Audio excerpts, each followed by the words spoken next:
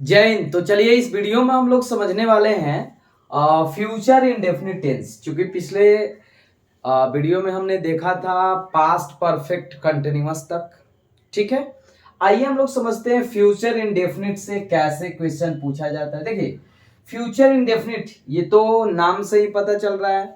Future मतलब जो होने वाला एक्शन है, ठीक है ना, जो फ्यूचर में आपका इंडेफिनिट है, ठीक, लेकिन फ्यूचर में है जो होने वाला है उसी को हम लोग फ्यूचर इंडेफिनिट बोलते हैं। हमारा स्ट्रक्चर क्या होता है, पहले समझ लीजिए। Subject shell will plus verb one plus object.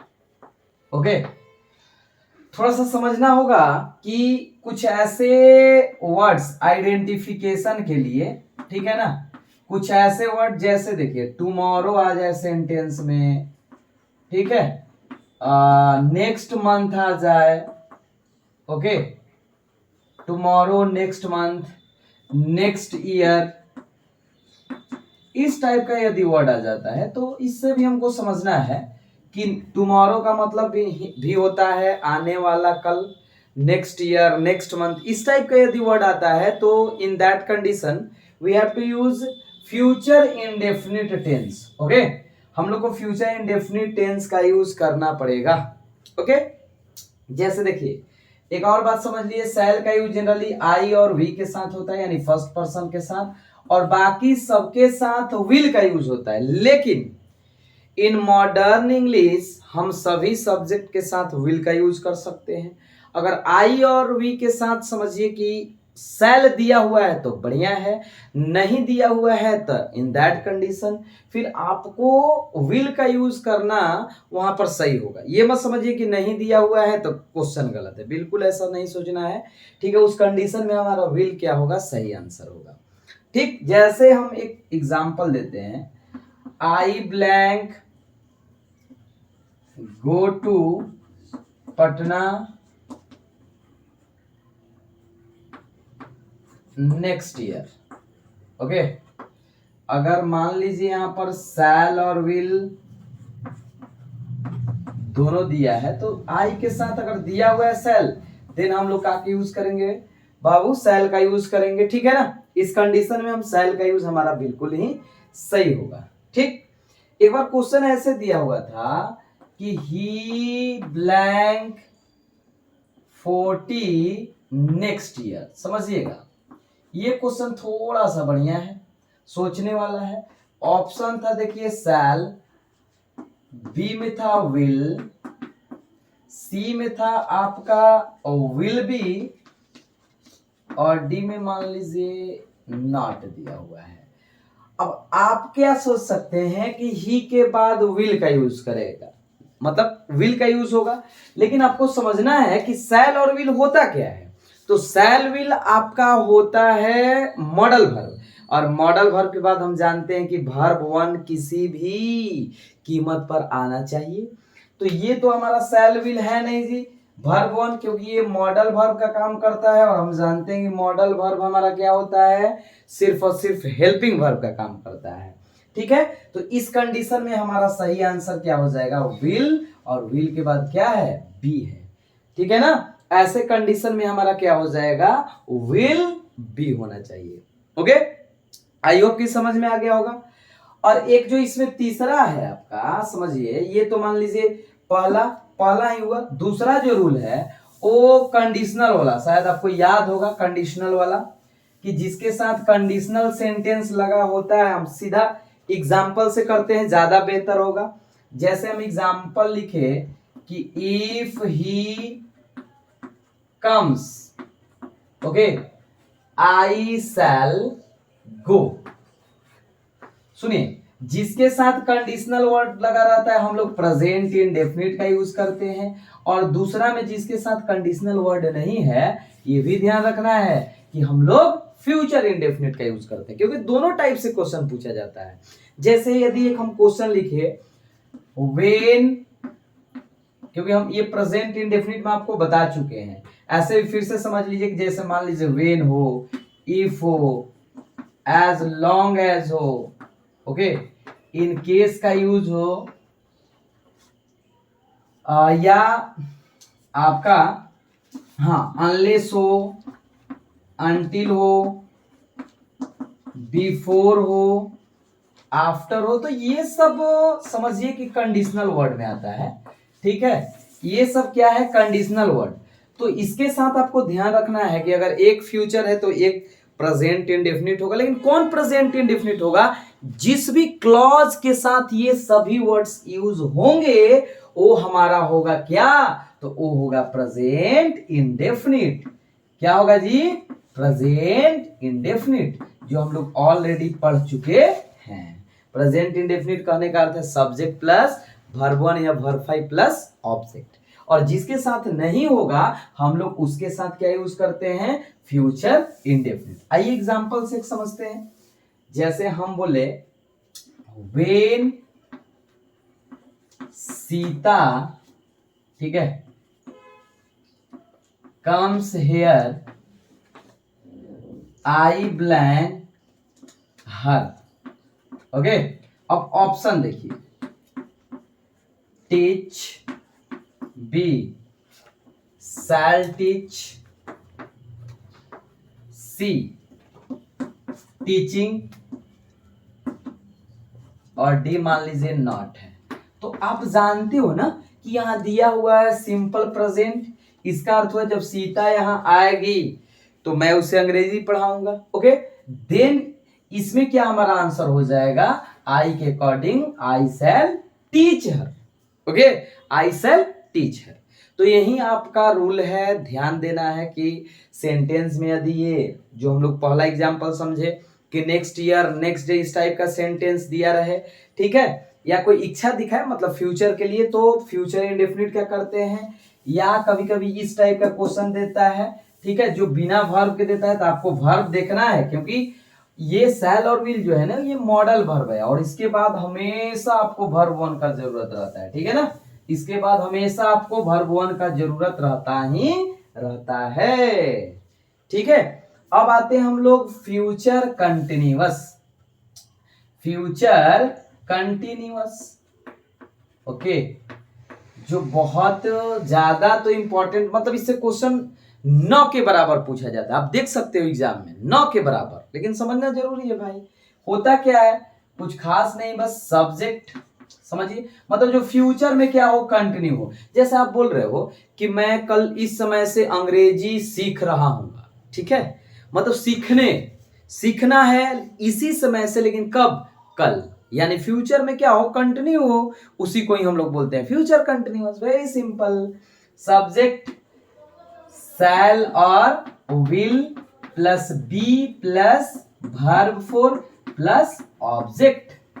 Okay, तो इस टाइप का आपका होता है क्या, फ्यूचर कंटिन्यूअस टेंस। समझने का प्रयास करिए। सुनिए, जैसे आपको ऐसा सेंटेंस दे दिया जाए, I shall be, okay, English tomorrow, इस टाइप का, तो शैल बी दिया हुआ है भाई, तो शैल बी के बाद वर्ब 1 तो होगा नहीं, देख ही रहे हैं, और ये आपका एक्टिव है तो वर्ब 3 भी नहीं होगा। यानी अगर ऑप्शंस भी दिया रहे, मान लीजिए टीच दिया रहे, टीचिंग दिया रहे, देन यू आप क्या कर सकते हो, टीचिंग कर सकते हो, कुछ नहीं है, कुछ है ही नहीं। एक और यदि एग्जांपल हम ले कि टुमारो एट दिस मोमेंट, इसका अर्थ क्या हुआ, कल इस समय से, कल इस समय से मतलब कल और इसी समय से, ठीक है, आई ब्लैंक इंग्लिश। ओके, अब आपके लिए देखिए ऑप्शन है, देखिए A speaks, B will be speak, और सी शैल बी स्पीकिंग। बहुत ही सिंपल है, इसमें कुछ करना ही नहीं है, और डी मान लीजिए नॉट है। तो वेरी सिंपल, हमारा कौन सा आंसर हो जाएगा जी, तो शैल बी स्पीकिंग हो जाएगा, कुछ है ही नहीं। इसको बस समझना रहता है, बहुत सिंपल होता है। मतलब फ्यूचर में ऐसा जो आपका क्या हो, कंटिन्यू हो, ठीक है ना।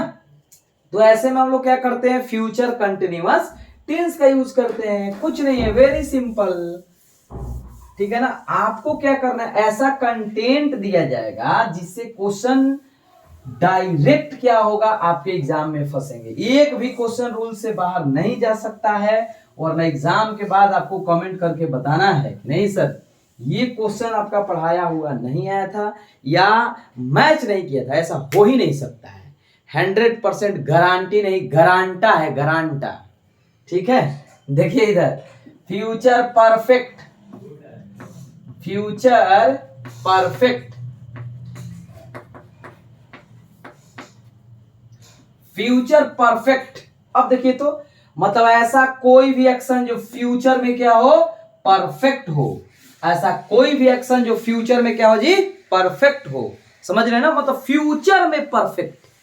आप जैसे बोल रहे हो, जानते हैं सर मैं अगले साल ना इस समय तक जॉब ले चुकूंगा, आप मुझे ये वादा कर रहे हैं सर अगले साल या अगले हफ्ते मैं ये काम कर चुकूंगा। मतलब फ्यूचर में एक कंप्लीट एक्शन करने का एक आप क्या कर रहे हो, तो मतलब किसी से वादा कर रहे हो, ठीक है ना। आपको लगता है कि इस समय तक कल या मतलब ऐसा कोई भी काम जो फ्यूचर में क्या हो जाए, कंप्लीट हो जाए, क्योंकि परफेक्ट का मतलब ही होता है कंप्लीट, चाहे वो प्रेजेंट का हो, पास्ट का हो, फ्यूचर का, but perfect means what, complete. Okay, तो इसके लिए ध्यान दीजिए होता क्या है। तो सबसे पहले स्ट्रक्चर समझ लीजिए, सब्जेक्ट प्लस शैल और will plus have.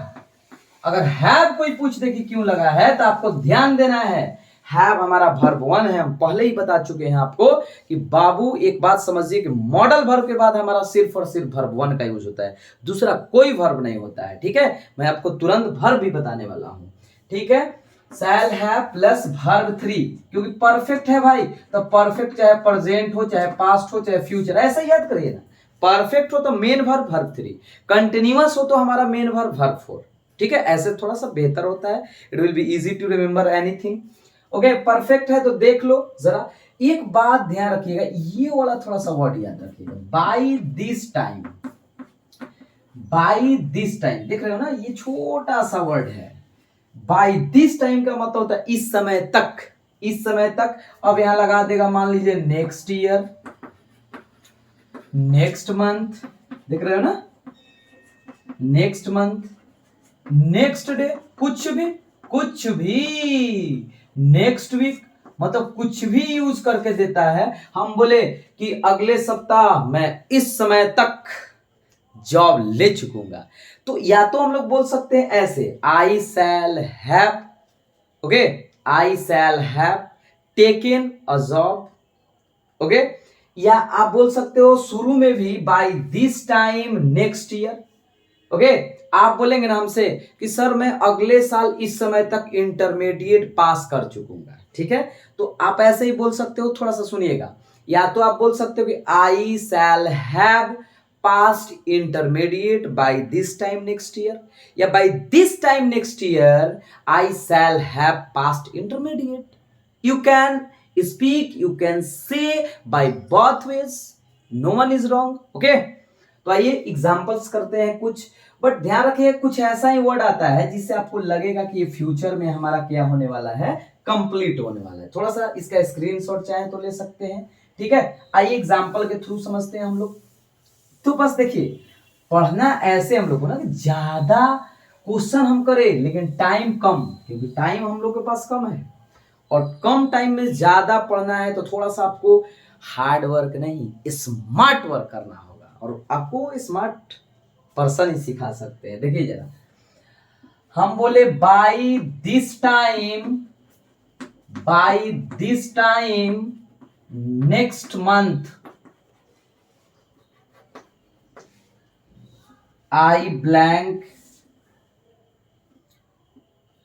My graduation, okay, my graduation. अब ऑप्शंस है, शैल बी, बी ऑप्शन है, शैल बी कंप्लीटिंग, सी है क्योंकि इस टाइप का ऑप्शंस देगा। शैल बी कंप्लीटेड,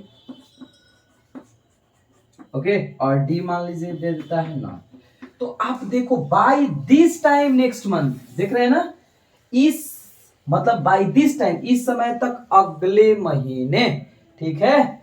आई शैल क्या हो जाएगा जी, आई शैल यहां हैव कर लीजिए थोड़ा सा, ठीक है ना, I shall have completed my graduation, okay. इसलिए हमारा कौन सा ऑप्शन हो जाएगा, ऑप्शन नंबर सी, ठीक है। इससे बहुत सारे आप एग्जांपल्स बना सकते हो, ऐसा नहीं है कि सर एक ही example, you can make many sentences from this tense, future perfect tense, okay. So the move on the next tense and the last tense, future perfect continuous. उसमें तो कुछ है ही नहीं, आपको हम बता देते हैं, उसमें कुछ नहीं है, बस आपको समझना है फ्यूचर परफेक्ट कंटिन्यूअस, ठीक है, फ्यूचर परफेक्ट कंटिन्यूअस। देखिए फ्यूचर में जो परफेक्ट के साथ साथ क्या हो, कंटिन्यू हो, ठीक है। इसका पहले स्ट्रक्चर हम लोग देखते हैं, देखिए subject plus shall will plus थोड़ा सा देखिएगा have plus been plus object plus for. या देखिए इसमें हम लोग जो यूज करते हैं सिंस बाबू नहीं यूज करते हैं, फ्रॉम का यूज करते हैं, प्लस टाइम, मतलब अगर निश्चित टाइम रहा, जहां हम लोग सिंस यूज करते थे ना, वहां हम लोग इस टेंस में का यूज करेंगे, फ्रॉम का। यानी इस टेंस में एक बात ध्यान रखना है कि सिंस का जनरल यूज करना क्या है, गलत है। इस टेंस में सिंस का यूज करना बाबू क्या है, गलत है। उसके प्लेस पर हम लोग क्या यूज करेंगे, फ्रॉम का। जैसे हम बोले मैं 2030 से यहां रह रहा हूंगा, मतलब 2030 से टाइम दिया हुआ है। तो आइए एक एग्जांपल देख ही लेते हैं। तो हम बोले कि I shall have okay been living here blank 2013, मान 30 यहां दिया हुआ है। अब ऑप्शंस में क्या क्या दिया हुआ है, फॉर दिया हुआ है, बी में सिंस दिया हुआ है, सी में मान लीजिए आपका फ्रॉम दिया हुआ है, और डी में नॉट है। तो आपको ध्यान रखना है कि हम लोग क्या यूज करेंगे, फ्रॉम का यूज करेंगे। या आगे फ्रॉम दिया होगा तो यहां आपको ध्यान रखना है कि ये शैल वाला होगा, मतलब फ्यूचर परफेक्ट कंटिन्यूअस टेंस का यूज होगा, ठीक है ना। तो ये आपका रहा टाइम एंड टेंस का जो मतलब पार्ट छूटा हुआ था। हमने पहले ही पास्ट परफेक्ट कंटिन्यूअस टेंस तक बता दिया था, आपका फ्यूचर वाला छूटा हुआ था, जो आज आपका पूर्ण रूप से क्या हो गया, कंप्लीट हो गया, मतलब एकदम अच्छे से क्या हम करा दिए, कंप्लीट करा दिए। अब हम लोग देखने वाले हैं नेक्स्ट सेशन में इससे रिलेटेड प्रीवियस ईयर भी क्वेश्चन। हालांकि मैंने प्रीवियस ईयर आपको करा दिया है, ठीक है। और ये एक और बात आपको ध्यान रखना है, प्रैक्टिस से आपको मालूम चलेगा कि ज्यादातर टेंसेस क्या होते हैं। तो प्रेजेंट वाला सारा इंपॉर्टेंट है, उसके बाद प्रेजेंट वाला चारों इंपॉर्टेंट है, समझिए बात आप मेरा, ठीक है। पास्ट वाला पास्ट इंडेफिनिट और पास्ट परफेक्ट ज्यादा इंपॉर्टेंट है, ठीक है। और फ्यूचर वाला फ्यूचर इंडेफिनिट और फ्यूचर परफेक्ट। तो इतने ही टेंस आपको ज्यादा ध्यान देना है, ठीक है। अगला जो हमारा चैप्टर होने वाला है वो होगा आपका सब्जेक्ट वर्ब एग्रीमेंट, उसके बाद हम लोग आर्टिकल पढ़ेंगे। चलिए तो मिलते हैं नेक्स्ट सेशन में इसी जोश और जुनून के साथ।